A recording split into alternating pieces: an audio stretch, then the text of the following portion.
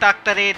মেয়ে কালো হওয়ায় ছেলের বাড়ির লোকজন তাকে ভালো চোখে দেখত না। ছোট ছোট বিষয় নিয়ে প্রায়ই দাম্পত্য কলহ লেগেই থাকতো, যার জন্য দীর্ঘদিন মুক্তা বাবার বাড়িতে ছিল।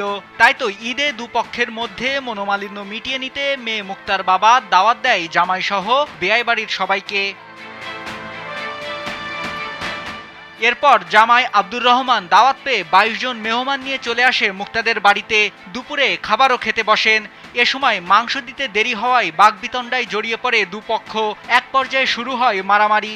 জামাইয়ের সাথে আসা সকল মেহমানকে বাড়ির মধ্যে আটকে রেখে গণধুলাই দেয় শ্বশুর বাড়ির সবাই। পরে 999-এ কল দিলে পুলিশ এসে মারামারি। বরগুনার পাথরঘাটা উপজেলার কাঁঠালতলী ইউনিয়নের শফিলপুর গ্রামে সত্তার মুন্সির বাড়িতে চাঞ্চল্যকর এই ঘটনা ঘটে। ভুক্তভোগী জামাই আব্দুর রহমান বলেন, 3 বছর হলো বিয়ে হয়েছে, বাড়িতে ডেকে এভাবে মার দিল কেন? এরা সবাই ঘরের মধ্যে ছিল, আমরা ওই রাস্তায়, ওই তো আমার শালাই বললো ঘরেই ঢুকে নেই। আমার শালাই বলছে যে ও ঘরেই ঢুকে নেই, তাহলে আমি ঘরে ঢুকে মারলাম কেমনি? যেখানে আমার শালাই বলছে পুলিশ স্যারের কাছে, এই স্যারের কাছে বলছে যে ও ঘরেই ঢুকে নেই। আমার শ্বশুর কইতেছে তো শাশুড়ি লাগ দেখা করলি না কা, এই কই ধরে টানিয়ে নিয়ে আমার ওই পুলিশের চাকরি করে না, এরা আরো কইলে হয়েছে এই ছ্যাং ধরছে দুইজনের, আর কল্লা ধরছে কোন ধরে নিয়ে টানিয়ে নিয়ে আসছে।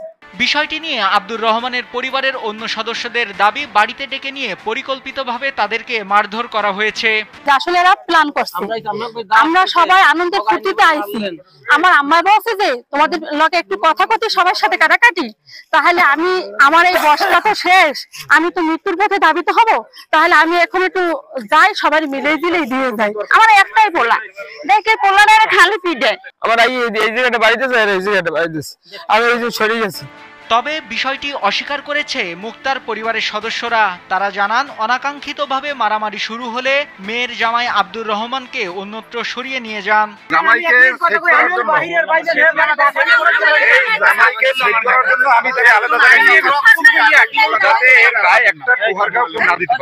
এদিকে পাথরঘাটা থানার ভারপ্রাপ্ত কর্মকর্তা মেহেদী হাসান জানান, বিষয়টি নিয়ে এখনো কোনো অভিযোগ পায়নি পুলিশ। অভিযোগ পেলে আইনানুগ ব্যবস্থা নেওয়া হবে।